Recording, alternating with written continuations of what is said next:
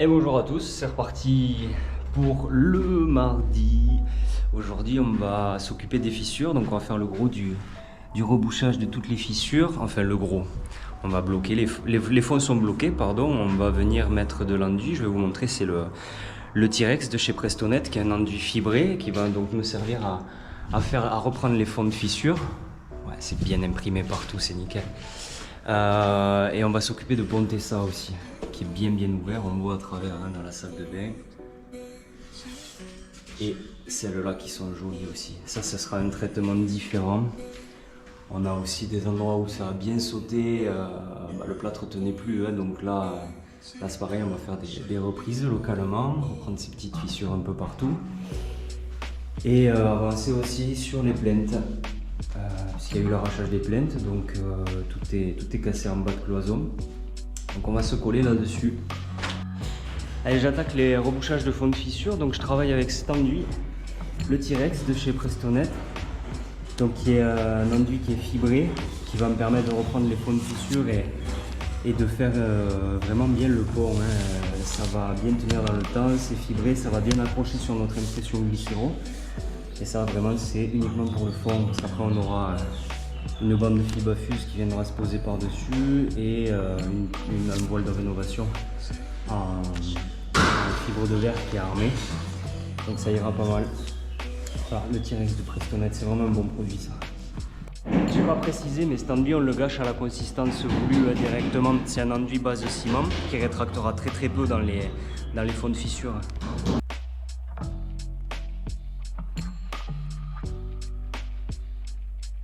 Moi, la consistance que je cherche, je veux que ça se tienne, que ce soit pas trop sec non plus, mais voilà, faut que ça se tienne et ça évite vraiment la rétractation. Donc là, il est tout juste parfait. Je vais essayer de vous montrer avec un couteau plutôt, ce sera un peu plus parlant. Hop. Voilà. Donc il se tient. Faut pas hésiter à bien le mélanger, hein. La fibre se mélange bien. Voilà.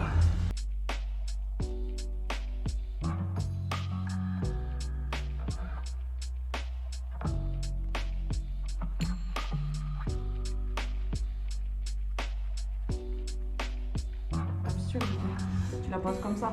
Alors, tu viens, peu importe comment tu le disposes ouais. au départ en fait, c'est pas très grave. Okay. Donc vas-y, dispose ton enduit un petit peu partout. Mais j'en ai pas assez, je crois. Oh, t'en as largement assez. Ouais. Sur le couteau, t'en as largement assez. Après, du coup, tu le lis ça, ça va. Alors, regarde, il t'en manque un peu ici, il t'en manque un peu là. Vraiment, mets-en partout pour commencer. Et pas de stress, hein, on a le temps. Oui. Voilà, et maintenant, dis-toi que là, comme la manière avec laquelle tu as posé ton enduit, t'es pas allé jusqu'au fond de la fissure, parce qu'on l'a juste déposé grossièrement. Donc à partir de maintenant, regarde, tu vas venir faire comme ça, à chaque fois. En gros, il y a un coup où tu ramasses, un coup où tu redéposes. Si tu mets ton couteau comme ça, tu ramasses. Si tu mets ton couteau à plat, tu déposes. Et donc il y a un angle à choper entre les deux, où tu vas venir... C'est pas le même angle à chaque... le martyriser comme ça pour qu'il aille vraiment pénétrer jusqu'au fond. Et t'hésites pas à aller dans tous les sens, comme ça au moins tu es sûr que... De toute façon on le voit en fait finalement. Oui, mais tu vois, tant que ça fait des petites bulles comme ça, c'est que t'es pas dans le fond du support. Et là le but c'est vraiment d'aller la remplir jusqu'au fond parce qu'on veut que mécaniquement ça se tienne. Là tu vois ton angle il est bien. Tu racles un coup. Et puis tu vas le faire rentrer un peu plus. N'hésite pas à en redéposer.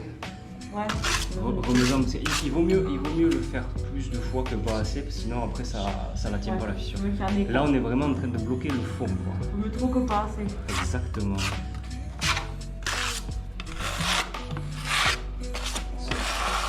Pas évident. Ouais, mais après ça se fait. Et tu vas voir que quand tu auras ratissé la baraque entière, tu vas les couteaux après ils se tiennent tout seuls. Et bien tu vois, rien que le fait de déposer avec ton ongle et ensuite d'enlever, ça prend du temps normalement pour l'avoir bien. Et tu l'as déjà, c'est bien. J'en ai fait un peu de l'enduit, mais bon, j'ai pas encore tous les gestes. Il en manque encore un peu. Allez, là je vais commencer à armer le mur qui tient pas là, côté salle de bain, donc tout ça c'est complètement ouvert.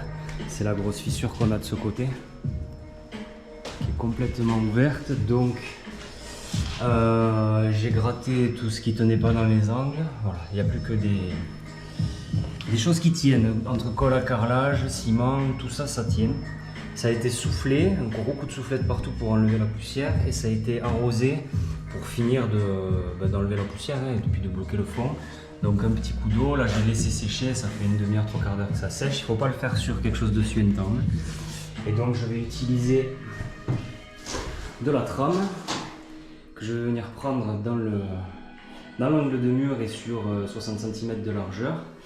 Et je vais travailler avec du MAP que je vais fibrer. Alors je vais vous montrer ça.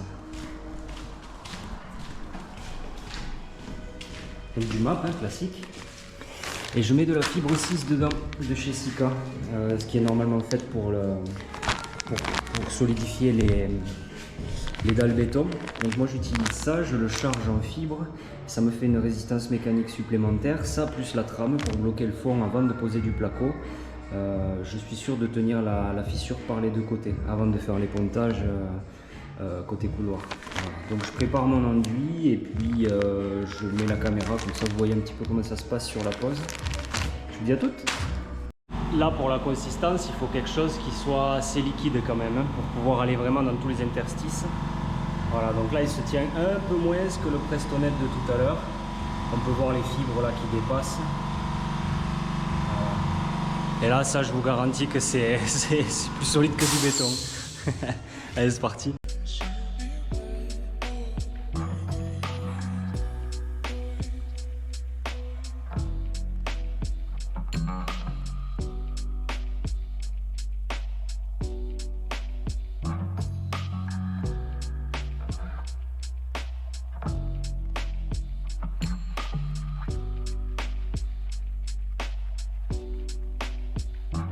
Voilà ce que ça donne d'un peu plus près. Donc en fait on a la trame qui est là et on est en train de la ratisser à l'intérieur du MAP.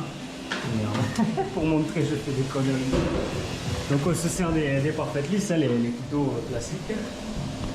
Et donc voilà, on dispose du MAP dans le fond. Une fois que le MAP est disposé, alors on prend bien soin de boucher les trous dans les angles avant, ce qui est là-bas. Tout ça, ça a été rebouché avant. Et on vient lisser tranquillement la trame. Elle est prise dans le MAP qui lui-même est déjà fibré. Et donc là, en gros, on a le retour qui prend l'angle et qui va s'étendre sur 1 mètre. Donc, enfin 80 cm puisque la trame fait 1. Donc là, ça nous permet de récupérer un fond propre et surtout de venir combler tout ça derrière. Parce que là, vraiment, ça c'est structurel. La maison, en exagérant, elle part comme ça. Donc là, on va la récupérer de part et d'autre. Ici, ça va être ponté. J'ai fait le schéma, je ne sais pas si vous le voyez bien. En gros, on fait un H. On a 2 fers à béton, un U et un autre U. Voilà. Et ça, sur des tailles différentes, en partant plus ou moins loin. C'est de la chirurgie de mur, ni plus ni moins. On est les Dr House de la maison, quoi.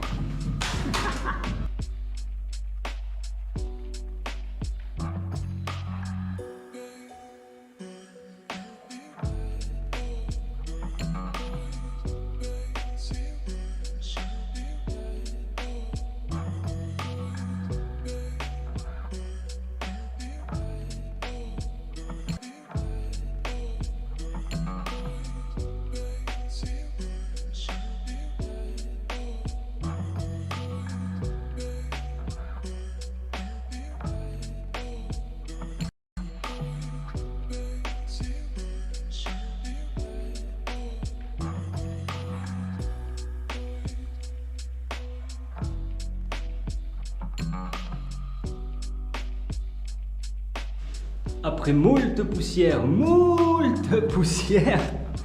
je suis venu à bout de ces petites saignées à faire là, pour la reprise des fissures. Alors je vous montre comment j'ai fait. J'ai pas filmé parce que juste beaucoup de poussière, vous auriez rien vu de spécial. Et après tordre du fer à béton, on peut le faire à l'étau, ça va très bien. Donc voilà, ça c'était la grosse fissure. Donc j'ai ouvert. Ici, alors bizarrement, c'est une partie brique. Au-dessus, c'est béton. Et en dessous, c'est béton. Bon. Ici, dans les briques, je vais aller prendre du MAP dans les alvéoles. Donc, j'ai mon retour de ferraille qui part dans cette alvéole. Vous voyez ici. Donc, en fait, c'est pour tenir l'écartement du mur. Là-haut, j'ai opté, vu que c'est du béton, je ne veux pas trop le fragiliser. J'ai juste percé. Donc, du même diamètre que mon torse. Et donc j'ai ma ferraille qui vient remonter là et l'autre qui vient descendre ici, un petit peu plus loin. Et donc ça vraiment, ça va me la tirer là-haut. Je vais le reboucher au MAP qui va être fibré, ici aussi, et ici aussi. Donc la fissure va être reprise sur sa longueur. Et ça va me resolidariser cette cloison qui se détache complètement de ce porteur. Voilà. Et donc ensuite, on pourra envisager le travail sur les autres en étant à peu près serein, sachant que là maintenant c'est tenu de l'autre côté aussi. On va certainement le doubler. Voilà, là c'est la trame avec le MAP qui est en train de, qui a commencé fort sa prise. Voilà, donc là, tenu de part et d'autre ce mur-là.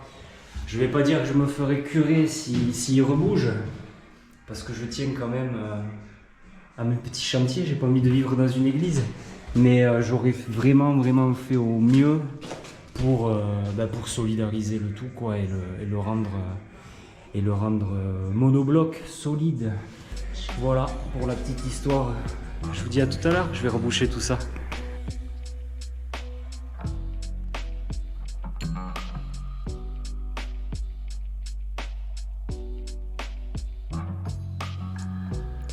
Bon là c'est vraiment important de bourrer un maximum d'enduit dans les fonds de fissures comme ça. Le fait d'ouvrir, ça permet d'aller vraiment chercher loin dans les alvéoles de la brique pour pouvoir vraiment faire une masse qui se tient. Donc avant de chercher à égaliser en surface, c'est important de prendre le temps d'aller bourrer au maximum la fissure au plus loin possible dans les alvéoles. Et ça c'est valable pour tout type de travaux d'enduit. Vraiment, ce qui est important à retenir, c'est d'aller remplir au plus possible et de créer le plus de points de contact possible dans les fissures.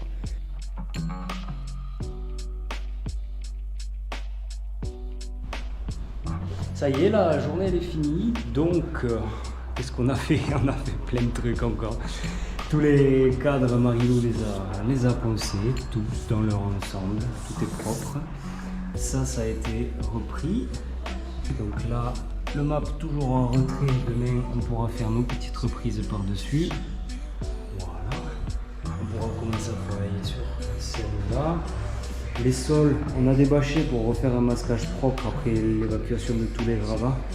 On va tout remasquer correctement ici. Cette pièce-là, on est tout bon. Cette pièce-là, on est tout bon. Cette pièce-là, on est tout bon. On approche de la vérité. La trame qu'on a posée tout à l'heure, c'est ultra solide. Là j'ai imprimé parce qu'on a un petit souci. Alors on va poser en rénovation, mais je veux pas que le menuisier galère derrière. Donc je vais pas pouvoir coller du placo ici. J'ai pas assez pour travailler proprement. Donc on va faire un ratissage sur celui-là. Donc il a été imprimé. Et le reste sera du placo collé partout. On a commencé à faire le cadre pour l'implantation de la porte qui va être centrée ici pour partie nuit, partie jour. Et donc là, ici, ça a été, alors on voit les chevilles, c'est de la cheville bicomposant avec